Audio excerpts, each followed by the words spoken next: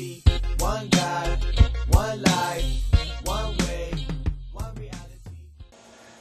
But on the other hand, do I have a responsibility to ensure that your life is preserved? You think so? Yeah. Yeah, I mean, why would you let somebody else commit murder? Ah. So all of a sudden now, because if I'm not the murderer, then I'm fulfilling the part of the law, right? I'm not partaking in murder. But if I allow somebody to take your life, am I still guilty of anything? Morally, yeah. Guilty by moral association. So now we're in a real quandary here, right? Yeah. Yeah, because I've kept the law. I'm not violating the law. Okay, let's ask another question. What if I have to go to the extreme recourse? If I see this actually happen, I understand this gentleman's about trying to take your life, and what if I have to go to the extreme recourse of actually taking this individual's life to prevent him from taking your life? Am I guilty of murder? The definition of murder must be given. Well, murder is, we know, something that's actually somebody has sat down, they have meticulously planned out A kill. To kill an individual. Right. Okay? But I have an obligation to preserve life. And if it means taking somebody else's life, Who is trying to commit murder. Who is trying to commit murder, I still have an obligation to preserve life. Yeah. Right? So these issues are not always as black and white as what people say. There is gray in the middle. There is gray in the middle. There's really not in some sense, because if I understand, okay, I'm not killing Hiram, so therefore, I'm not violating the prohibition against murder. I'm not out there actively involved in taking this man's life, so I'm okay with it, and I can just drive off and say, oh, well, I pray to Hashem that Hiram can fend this guy off and he doesn't kill him, On the other hand, I also have this obligation to preserve life, even if it means having to take the life of an individual that is trying to take the life of another individual. Seems kind of strange, but that's the way the laws work, right? So I'm not to murder, but can I prevent somebody else from being murdered? Yes. Even to the extreme recourse of having to take that individual's life. Now, if I had a gun in the car, okay, and I jumped out, and if I saw the opportunity to just shoot this guy in the leg, right, and that would prevent him from taking your life. Okay, that's what I should do. But if the only recourse I have is to take this individual's life, then that is the course of action that I have to take. Right? So like I said, as we communicate about these laws, they're not always what I call face value. Right? There's always exceptions. There's always ways of understanding. And so when somebody goes through these laws, sometimes they say, okay, I got the laws. Don't do this, don't do this, don't. I can do that. Can you? Well, the don't is the arbitrary way of saying just don't do it, like you would tell your child. Exactly. But at the same time, the don't should lead to knowing what to do. Because my child, if I tell my child, I don't want you to do that, so what is my child supposed to do? Exactly. Right. Exactly. And that usually has to come as a follow-up. Children, first of all, have to be told what not to do. And then, of course, as they get older and their mind develops more, then you can give more information.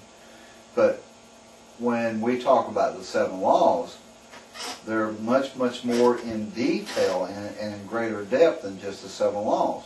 So if we look at the 7 and we think, okay, I'm not I'm prohibited from idolatry. And now what does that mean when I have a prohibition against idolatry? It means I'm prohibited from worshiping any other god. I have to follow that up and say, other than the one true God.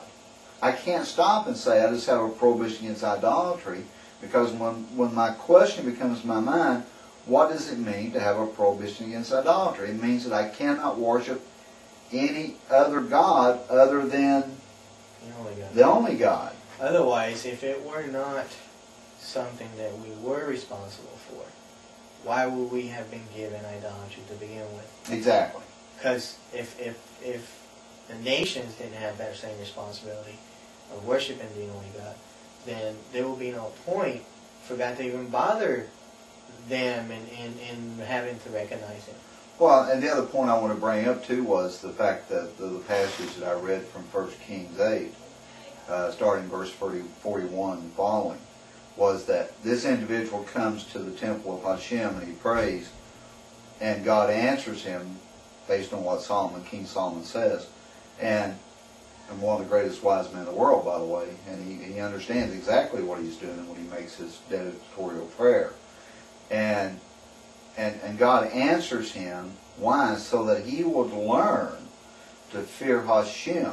That he would learn to fear Hashem just as Israel does. In other words, this great respect for that name. Just as Israel has great respect for that name. Right? And of course all those things that are attached to that name. You know, those things that we talked about before. But we have to start back and say, okay, if it's a prohibition against this, there's a reason why. But we have to have a great lengthy explanation. So I can't just say I'm prohibited from idolatry.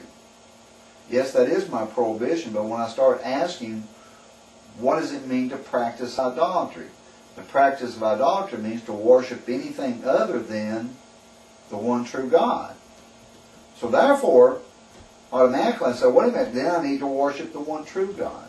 Yeah, that would be the do part. That's the do part. It's the other opposite side of it. And it's the same way with blasphemy. You know, if I'm prohibited against blaspheming God's name, then I want to find out, well, first of all, what does it mean to blaspheme God's name? And as I'm studying through what it means to blaspheme God's name, well, I'm going to find out that it's the opposite of sanctification of God's name.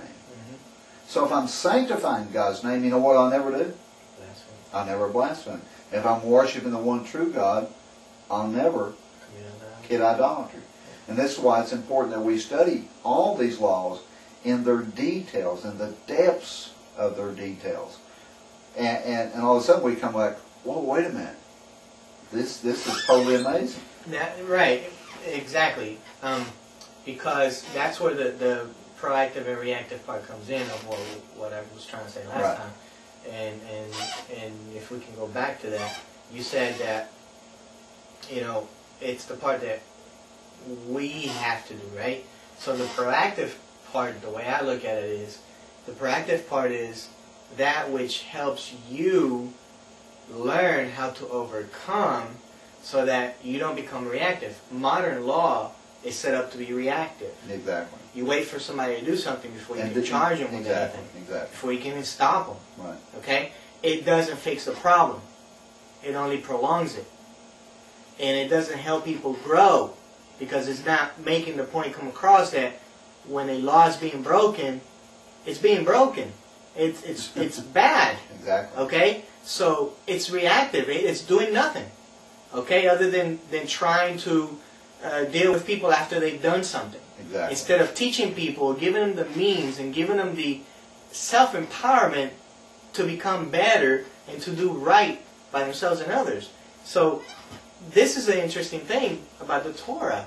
The Torah, when it's talking about laws, is a means for mankind to be able to generate proper perspective of how they're supposed to act. And what that does is that it becomes proactive towards themselves and others around them. So if you know that a sin is what God has already detailed in the Bible, okay? He says